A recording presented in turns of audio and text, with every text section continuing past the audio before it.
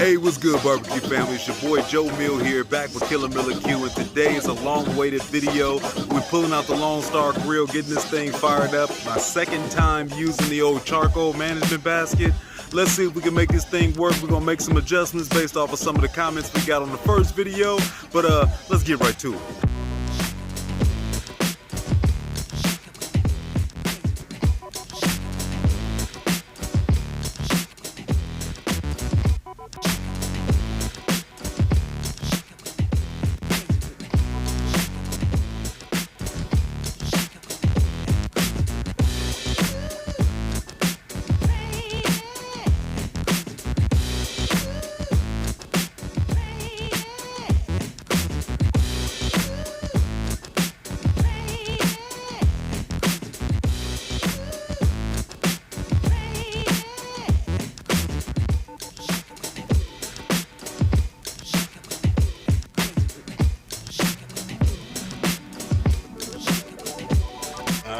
Money time. You see the first project of order. Here we're gonna be working on this brisket here. It's a few nights before we're gonna be taking off.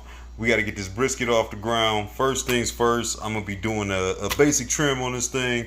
I have just about a 15-pound brisket over here. Should be pretty decent. I believe this is a prime, if I'm not mistaken. Nope, it's a choice.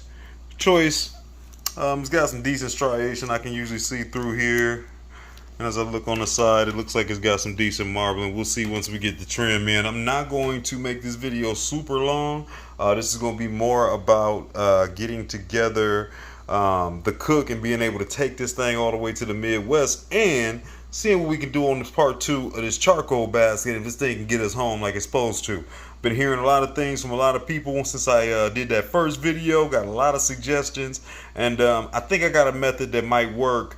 We're gonna figure it out one way or another, and I'm also gonna put another link to the trim that you can watch in a little bit of a time-lapse video or something like that if you want to see how we're gonna trim this thing. But I'll be right back. Voila. Here is our brisket all nice and trimmed up. Didn't do nothing too crazy with it. I don't want to get it down too small because I got a lot of people in Ohio that's going to be waiting on this thing. So just kind of more or less took off a lot of that silver skin, rounded off the edges just a little bit, left most of my flat on here, and brought down that overall fat on the back end of this thing quite a bit. So where I was at 14.73, quite a bit came off, you know. Nice deco right there. That's pretty much all fat. There's a little bit of meat in here, even though a lot of times I don't like that meat on the corner that's been whitewashed.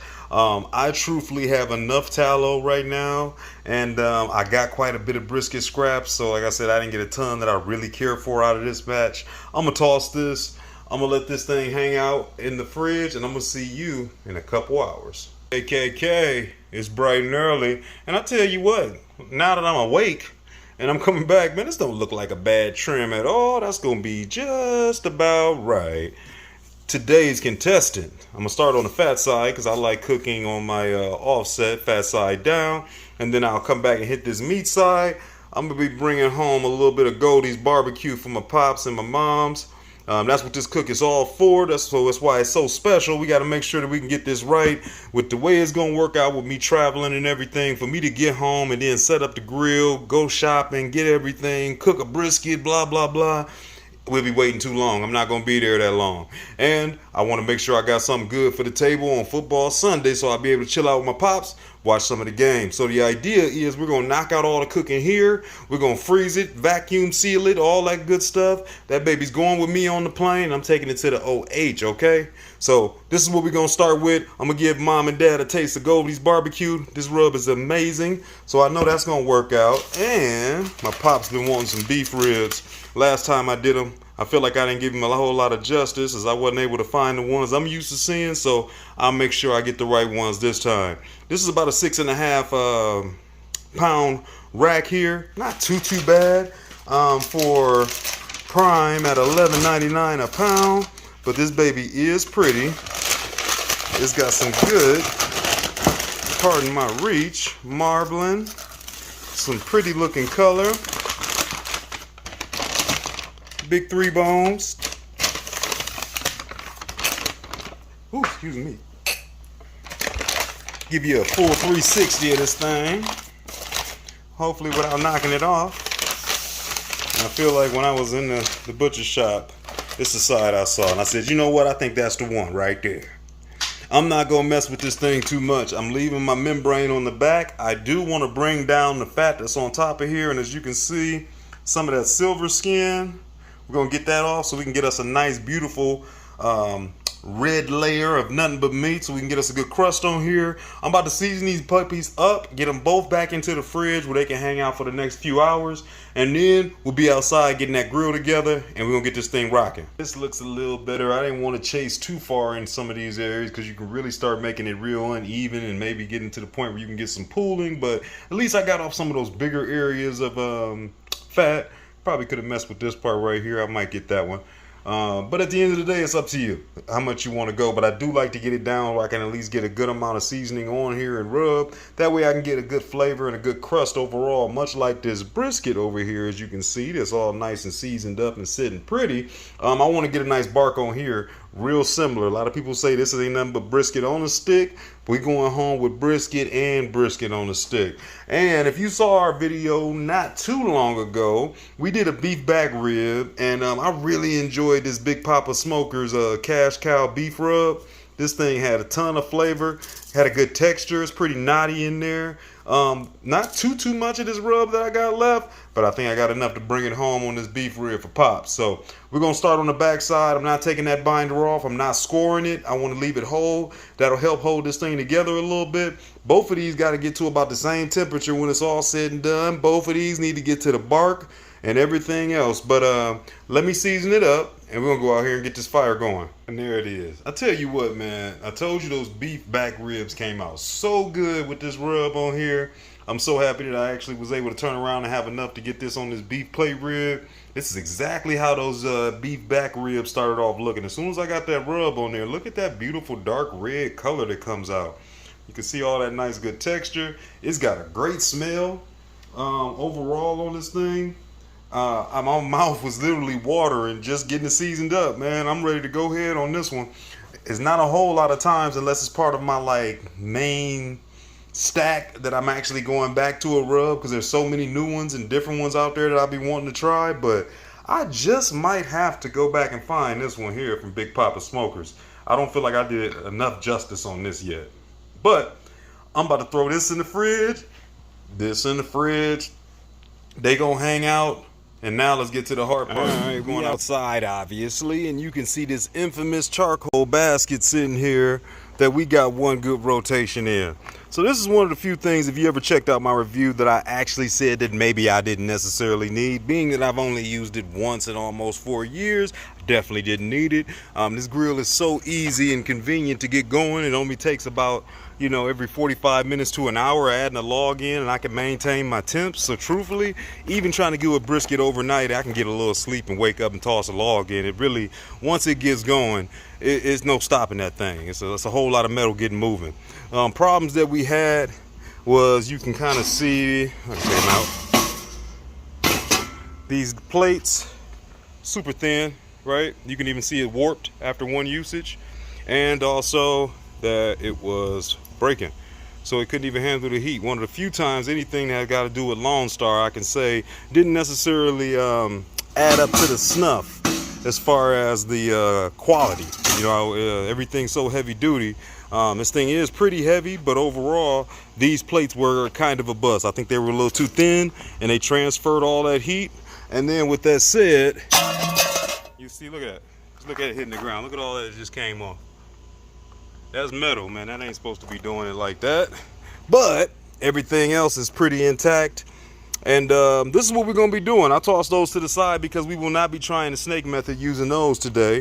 One of the comments that I got when I did that first video was, we're going to try more or less the minion method. I'm going to kind of let that thing permeate on its own. The other thing is, I'm hoping that maybe now, I remember the first time I started off with a regular fire and then brought this basket and inserted it in. I think once it might be tough once that grill is already going and already so hot, to maybe be able to maintain it. So I'm gonna try the minion method, let it build up to a slow roar. Hopefully that's able to kind of work a little bit better. I'll be using one of my favorites here, which is the Cowboys charcoal. This is their briquettes, but this is lump charcoal that they use here. So this is real wood and real smoke. You are gonna get a whole lot of flavor out of these. One of my favorites to cook on. They got a great smell and flavor. And I am going to throw in a couple of these cherry chunks. I took a big one and kind of broke it up with my hatchet. And I'll kind of throw in a couple little spots where we'll just add in a little additional flavor. I don't think I'm going to use the whole bag. I got a 20-pound bag here. Part of me says I should start with only 10, and then maybe I can add in, and maybe that'll help control that fire so it doesn't get too far out of hand. I'm gonna start pouring them in. I'm gonna see what it looks like, and then I'm gonna get a small charcoal chimney of maybe 5 briquettes or so going. We'll get those in there, get it started, start that grill out. I'm gonna let it come up to temp for at least about an hour, and then we're gonna get everything on. All right. This is gonna be the setup we rolling with. I went ahead and used that whole bag. It didn't look like that much when I was pouring it in here. 20 pounds of charcoal we got in here, and you know it's a long cook, so we gonna see. Got me a few chunks of this cherry wood just kind of randomly spread in here. This is gonna probably be my little corner that I'll start off with those 5 charcoals that pretty much, come take a walk with me and talk with me. They're about ready to go. I'm not gonna let them get too screaming white, but they're pretty good. I'll probably be tossing those in a second. And the other thing is I was just cleaning out my grill. I'm gonna take these last bits of what I'm pretty sure is the cherry chunks that I was using when we did those lollipops. I'm gonna go ahead and pull those out of here. I'll pour that in that bag or that charcoal basket as well. And that way I can get us a little bit more flavor with some more cherry in there. And then obviously I took my top rack out of here. We're leaving that in there because you don't want to necessarily be on the floor. But the chamber is ready. Let's scoot it in. Let's pour these in. There we go. Nothing but 5 charcoals in there. And I'm gonna let it slowly but surely do its thing. And I'm gonna let it go ahead and start to come up to temp on its own. Lone Star is cold. And then now I was just thinking, which side do I want to put in? Should I push that all the way to the back? Or should I leave it out in the front where we can get some air? I'm gonna leave it by the door so we can actually get a good amount of air. Hopefully that doesn't bite me in the end, but hey, who knows? But we're gonna find out. Let me slide this thing in. I'll let you see what it looks like once it's in the spot, and then I'll bring you back in about an hour. All right, we in. We're gonna try it like that. This thing is small enough where I could put either side. On this side, there's not as many holes. There's only a couple slits. You got more air on the outsides on both of these sides. You can kind of see that one maybe back there. There you go. And then on this side and this side, there's not much, so I'm gonna take it to the thought of that's like the sides of my grill. Obviously it's got a couple slits in there to breathe. This is gonna be the air holes where it's closer to the air and closer to where it's going inside. Like I said, let's close it up. I'll bring you back in an hour. Let's see if we can get it up to temp. All right, it's been only about a half hour, but I got curious, of course, and I got a peek. Uh-oh, that smoke done cleared up. Ooh. Okay, we might be able to dial this thing in, y'all. Now, with that said, I'm not gonna get too happy because it started off nice and easy before, and then Dante's Inferno came out in the middle of the night. So we're gonna see now if I can keep this thing down to 225, 250-ish or something like that. Just so you got an idea, obviously you always got that stack wide open. Usually I'm always roughly that opening right there, which is almost halfway, usually give me about 275 when I'm cooking with wood. I'm gonna chop it down just a tad. Let it breathe right there. And I'm gonna see if I can't dial in my 250. I'm gonna go ahead and still let it get a little bit longer, even though I am pretty clean on smoke. But we'll be back here in a little bit and then we'll get it going. Just so you know what's going on, I already had this brisket sitting out, so it's been cooling off, or warming up, shall we say, coming more up to temp. I let this kind of sweat in and then put it back in the refrigerator because I didn't need it to have so much time out. But man, it looks good. It is glistening beautifully. I'm gonna let it sit out now for this next 20 minutes or so, along with my friend here, and we should be more than ready to go ahead and get that thing out there on the pit. Okay, so it's about 2 minutes till, and I see I'm pretty warm, right? Let me go ahead and choke this thing down. Almost been in there about an hour, so I'm gonna give it a little bit of nutting. Let it calm itself down. We'll get the meat on, and hey, who knows, we might be cooking hot and fast, but this thing gonna roll in a second. Well, I think y'all gonna like what your boy put together. We're getting a little bit of smoke out the top. I'm gonna give it just a tad more air, but it's looking pretty decent. Pretty thin blue where I was completely with nothing there, so I'm not too mad at that. At the end of the day, the temps is down because I had this lid open, but it was starting to come on down. So basically, we choked it down quite a bit, just enough where it can be cool. We'll keep peeking at it. I'm gonna come back around every 45 minutes to an hour like I normally do, but I added a little bit of water in here. That's gonna help stabilize that overall temperature and keep me some moisture in here. And obviously I could have added it to the belly, but didn't quite want to do all that and worry about having to clean the bottom out. Got the brisket sitting over here with my point more or less to the back. And then I tell you what, man, the color and the smell on this is not do no justice sitting back there in the dark, but man, I think I'm gonna have to come back. I think this is definitely gonna be one. I'm gonna look on see if this is on Amazon. If it is, I think I'm just done. I don't got no connect with them, but it smelled too good and had too good of a flavor overall. I feel like I'm just now getting hip and I'm just now finishing out the bottle. I'm gonna see what I can do, but we'll come back in an hour. We'll see what we got. I want to jump in here real quick and let you know, thanks for following along on today's cooking. If you are new to the channel, make sure you go to that bottom right corner, subscribe, check out some of the other videos you've missed. And if you can't tell, the sun has been shining on your boy and we're doing some big things with the channel. Just started off the new membership. You can subscribe, check out some of the behind the scenes and a little bit of that healthy cooking series, but try to add a little bit more into the channel. But before we get to that, let's get back to this. Okay, hour in, I've been burning clean. I mean, I've been happy with that. Been pretty much taking care of some other stuff, working out here. I was more or less at 300. We started at 275. I see I'm closer to 325. So like I said, we going hot and fast, which I'm not mad at because I got a lot going on right now. As long as it come out right and your boy ain't gonna mess this one up, don't you worry. But I am gonna choke it down just a tad so we can chill on out and we're gonna let it keep rocking. I'll bring y'all back in another hour or so. I was in. Let's come check it out. I'm getting surprised like y'all getting surprised. I ain't been out here in a minute. Still burning clean. We coming down. I like that. I like that. I like that. Inside of 275, what, 270-ish, or something like that. We not opening that, baby. My plan is, I know we're cooking a little hot to start, but it's nice that we calming down. I'm gonna let it ride. At 3 hours, we'll get a peek in there, and I just want to give everybody a 180 flip. And I'm hoping to get about, depending on how it looks and what my bark is doing, maybe 5 hours of smoke, butcher paper wrap, let it hang out, move on. All right, let's see. I'll come back. We got tied up taking care of a little household business, but it's been rolling smooth. I peeked out here. I ain't too worried. We down to 250. I like that. I like that a lot. I'm gonna let this thing ride out. I'll give it a little bit more air. It's 3.5 hours in. Let's take a peek. Hey, baby. It smells so smooth and clean over here. I'm about to give y'all a 180 turnaround.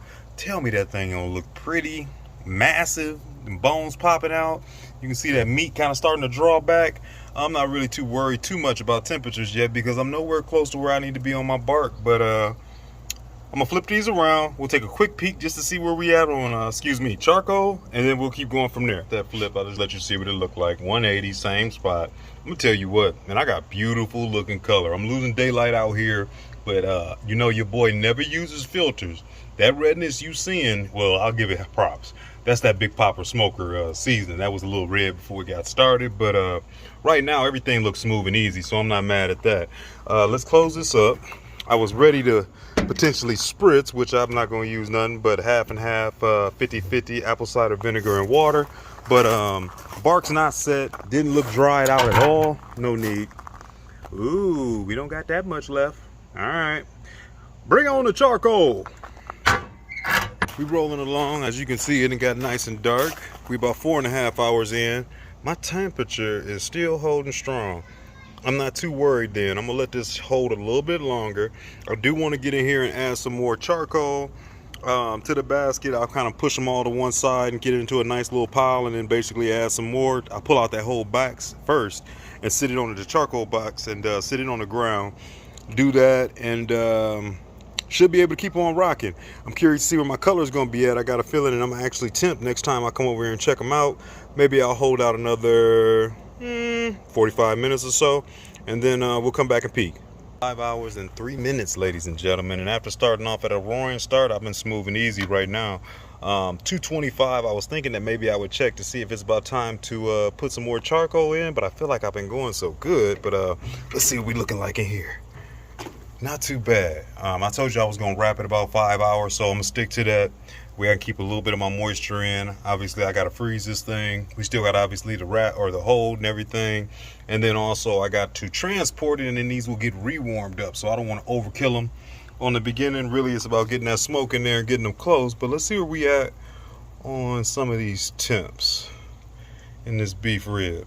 That's a great spot to be at. 175-ish. I think about when I'm doing these big beef plate ribs, just like how I would do my brisket. I'm pretty much going to color, and if I had to tell somebody roughly a temperature that I would probably be wrapping, I usually say around 175 to 185 or something like that. Usually if I want that nice deep bark, I'd probably wrap it about 185. Let's see what this brisket looking like. Starting to dry up a little bit. It's ready for a spritz for sure. Down there in the flat, 164. Feels a little bit more done in the point, which is normal because you also got to remember you got fat pockets in that point, so sometimes you might hit one of those. I'm sure that's not quite at 90, 190, but they getting there. Okay, but yeah, it's tough down there. So let's get you babies up off of here. I'm gonna give you the quick spritz down with this apple cider vinegar and water, 50-50. I got butcher paper out. We'll hit y'all with a little bit of tallow, wrap y'all back up, get you in here. Okay, now that I'm back in the inside, I do got a decent little bit of bottle bark. That'll get a lot darker before this thing is said and done. And man, the color and the smell is amazing coming off these beef ribs. You see there's still tons of fat left to render. We're about to wrap this thing up in this butcher paper.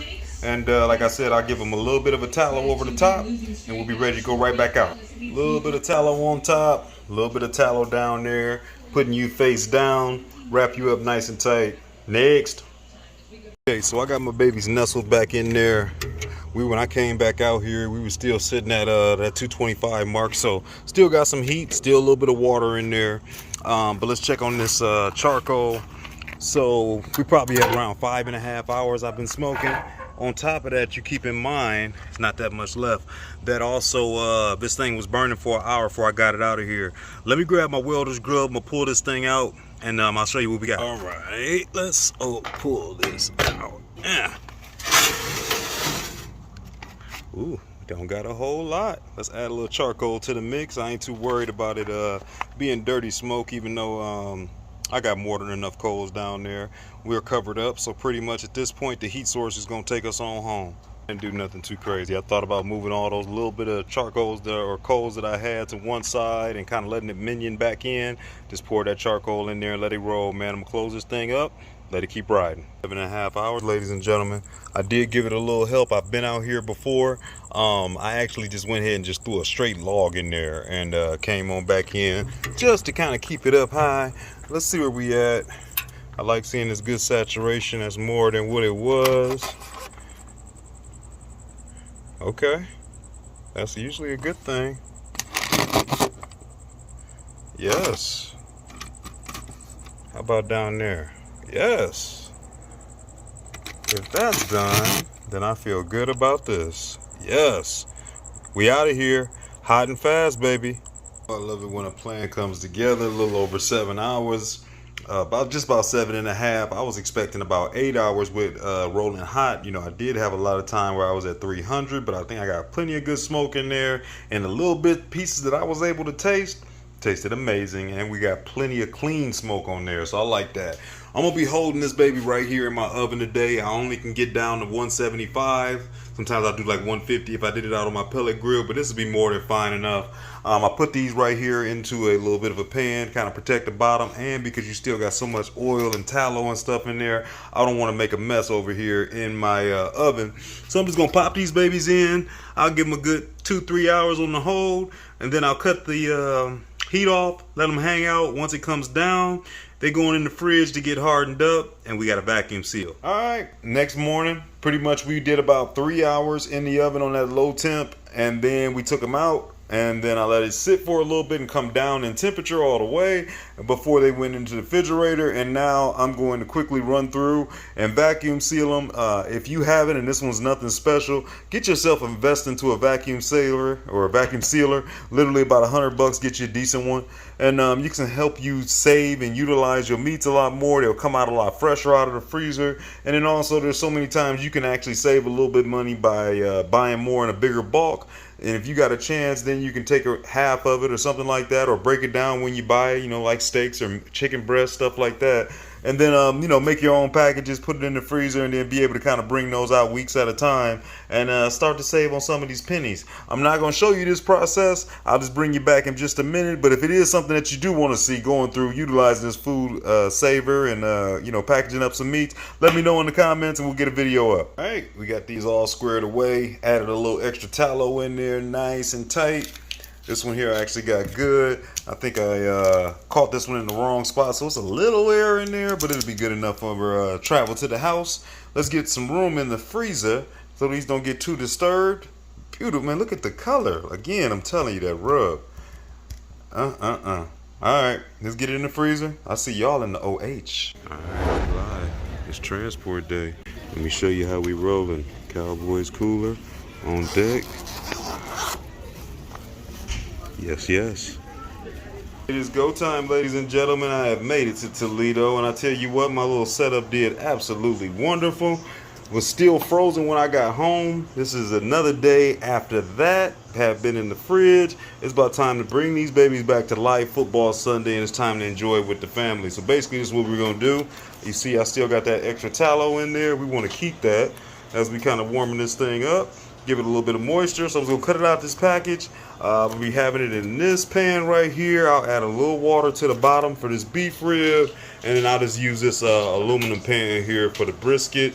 We'll toss it in the oven, cover both of these babies up with some aluminum foil, and we'll let it rock for a while until I can more or less smell it, and then I'll take the aluminum foil off and let it finish up. There we go. Out the package, took that tallow, made sure I kind of started at least on top. You see it's just a tad bit of moisture in there. Nothing too crazy, just enough we can create some steam once we get this aluminum foil on top. Same thing over here on this brisket.